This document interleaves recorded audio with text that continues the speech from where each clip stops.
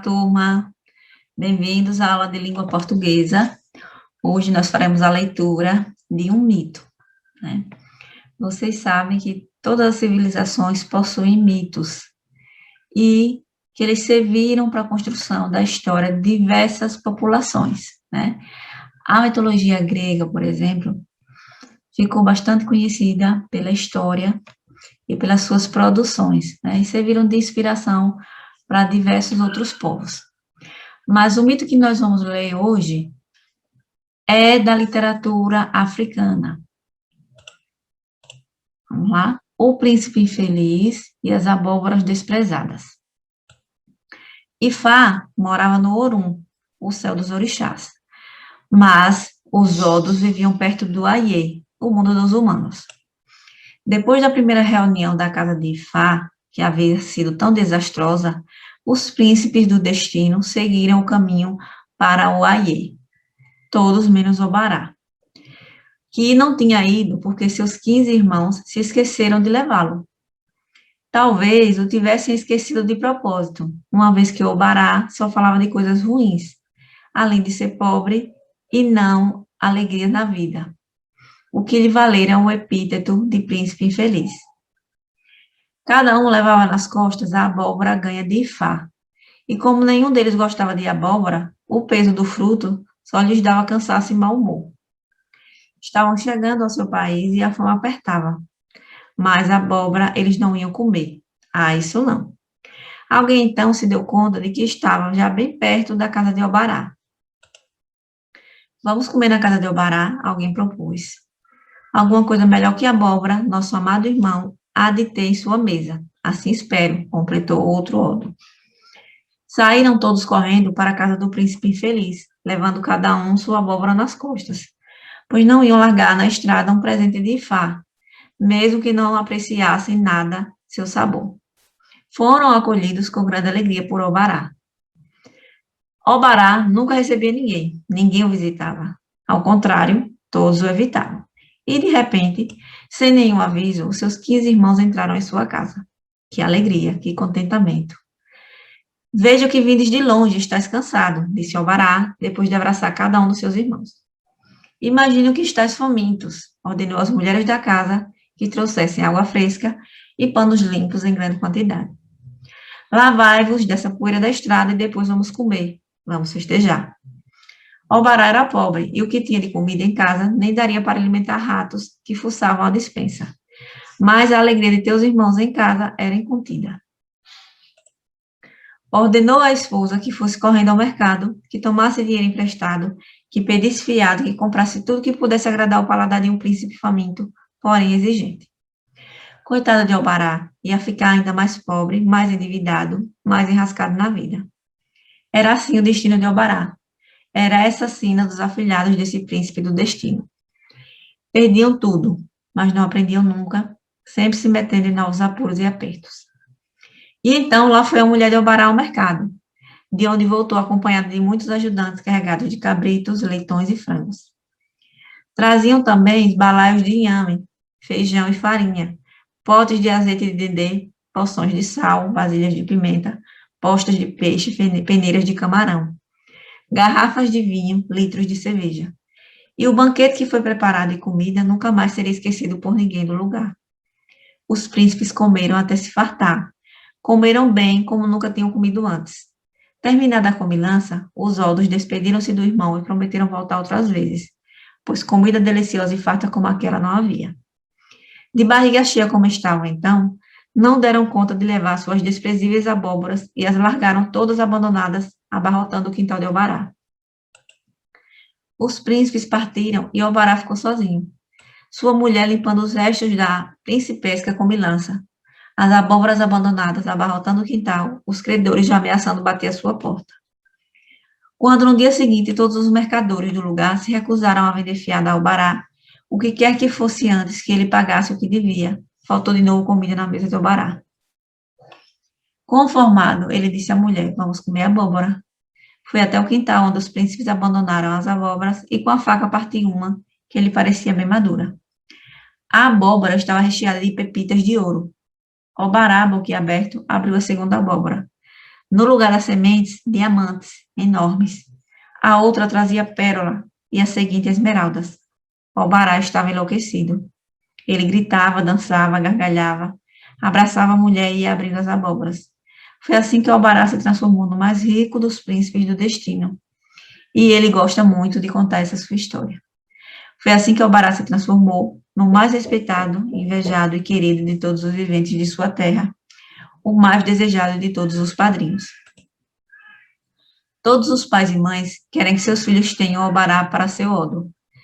Nunca mais ele foi chamado de príncipe infeliz, pois o Odu, Obará, é o Odu da riqueza inesperada. Suas histórias agora falam também de prosperidade, de muito dinheiro e bem-estar material. Contam de ganhos, conquistas, vitórias e finais felizes. Mas para alcançar também o sucesso, além de proteção do padrinho Obará, é preciso ter o coração bom. Ou, como dizem alguns, ter o juízo um pouco mole, como tem Obará. Foi o próprio Obará que, com muita alegria, contou essa história na segunda reunião com Ifá, tendo sido ajudado pelo príncipe Egiocô, que enfatizava as passagens mais interessantes. Seus irmãos permaneciam quietos e cabisbaixos enquanto Obará se divertia com a narrativa. Mas, ao final, quando o banquete foi servido, um grande contentamento voltou a tomar conta de todos na casa celeste de Ifá. Reginaldo Prandi. Vamos entender um pouco, né, sobre a história desse mito, né? Primeiro, quem são os personagens da história? Obará, sua mulher, os 15 irmãos de Obará, Ifá e Egiocô. Identifique a morada de Ifá e dos Odus. Ifá morava no Orum, né, que é o céu dos orixás. Os Odus viviam perto de Aie, que é o mundo dos humanos. Agora leia outros trechos do livro Os Príncipes do Destino, Histórias da Mitologia Afro-Brasileira e responda. Na língua iorubá de nossos 16 príncipes, havia uma palavra para se referir a eles. Eles eram chamados de Odus, que poderíamos traduzir como portadores do destino. Os príncipes Odus colecionavam as histórias dos que viveram em tempos passados, sendo cada um deles responsável por um determinado assunto. Assim, o Odu, chamado Oxé, sabia todas as histórias de amor. Odi sabia as histórias que falavam de viagens, negócios e guerras. Ossá sabia tudo a respeito da vida em família e da maternidade.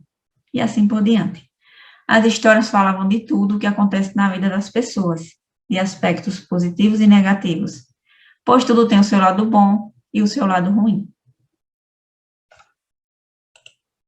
As personagens da história, o príncipe infeliz e as abóboras desprezadas, têm alguma relação com o sagrado ou fazem parte do universo das pessoas comuns, mortais?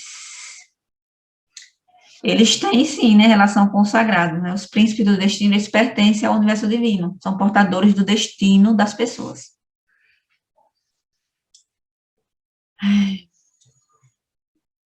B. Há muito tempo, no antigo país da África, 16 príncipes negros trabalhavam juntos numa missão de mais alta importância para seu povo que chamamos de Yorubá. Seu ofício era colecionar e contar histórias. Nesse trecho, que palavras ou expressões localizam o leitor quanto ao tempo e ao espaço da narrativa?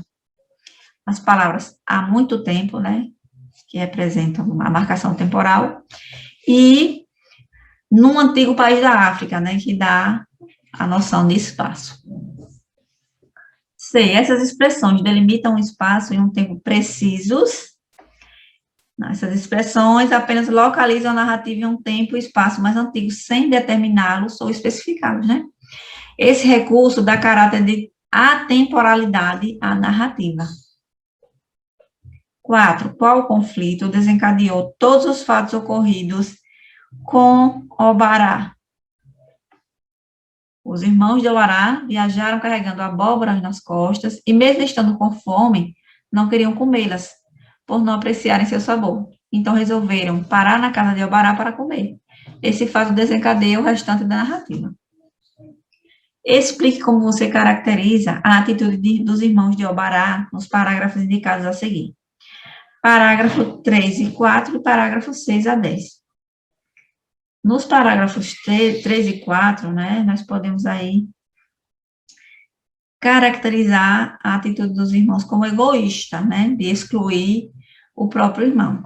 E no 6 a 10, né, eles foram interesseiros, pois só resolveram visitar o Bará por estarem com fome, né? E aí, depois disso, ele promete voltar porque gostaram da comida.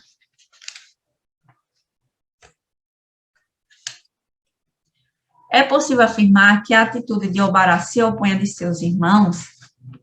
Porque localize no texto um trecho que comprova sua resposta e transcreva. Sim, pois mesmo não tendo sido convidado pelos irmãos para a festa de Ifá, Obará se alegra com a presença deles e se endivida para recebê-los com um banquete. Nós podemos transcrever o trecho, né? Obará era pobre, príncipe faminto, porém exigente. Transcreva agora um trecho do texto em que o narrador interrompe o discurso, expõe suas ideias sobre a desgraça de Obará e depois retoma a narrativa. Coitado de Obará, ia ficar ainda mais pobre, mais endividado, mais enrascado na vida. Era assim o destino de Obará. Era essa a sina dos afilhados desse príncipe do destino. Perdiam tudo, mas não aprendiam nunca, sempre se metendo em novos apuros e apertos.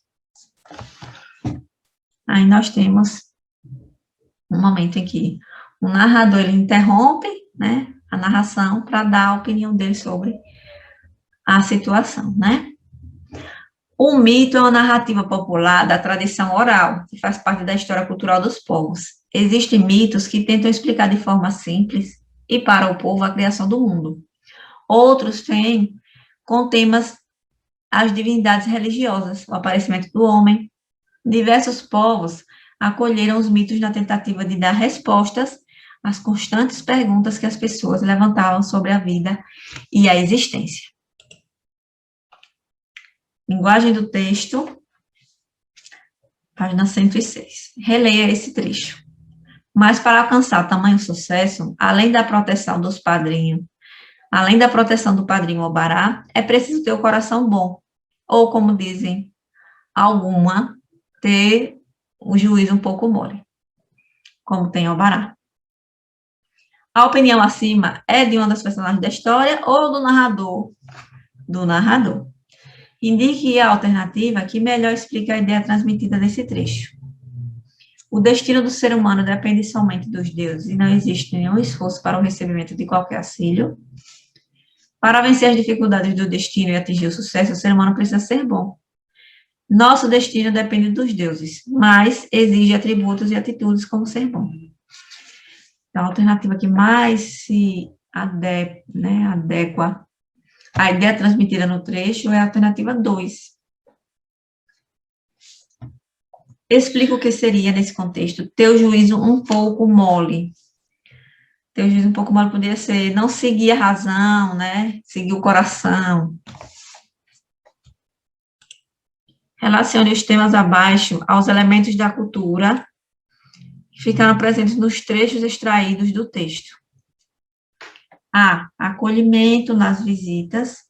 B. Tipo de alimentação usada no banquete. C. Maneira de se expressar a alegria da descoberta da fortuna nas abóboras. D. Seres de mitologia africana. E nós temos aí as alternativas 1, 2, 3 e 4. Lá morava no Orum o céu dos orixás, mas os Odos vivem perto do Aie, o mundo dos humanos. Então, nós podemos aí relacionar com a letra D, 1D, né? E esses nomes citados fazem parte da mitologia africana. 2. E então lá se foi a mulher de Obará no mercado, onde voltou acompanhada de muitos ajudantes, carregados de cabritos, leitões e frangos. Traziam também baléus de inhame, feijão e farinha, potes de azeite de dendê, poções de sal, vasilhas de pimenta, postas de peixe e peneiras de camarão, garrafas de vinho e litros de cerveja. Nós podemos relacionar com qual? Qual letra? Tipo de alimentação usada no banquete, né? 3. Ele gritava, dançava, gargalhava, abraçava a mulher e ia abrindo as abóboras. Qual é a pessoa verbal empregada nessas falas? A segunda pessoa do plural, né, que é vós. O emprego desse pronome é comum no português falado no Brasil? Não, né? Nós percebemos que no português aqui no Brasil, normalmente nós empregamos o você, né, em vez de vós. Chegamos ao final, espero que vocês tenham gostado e até a próxima.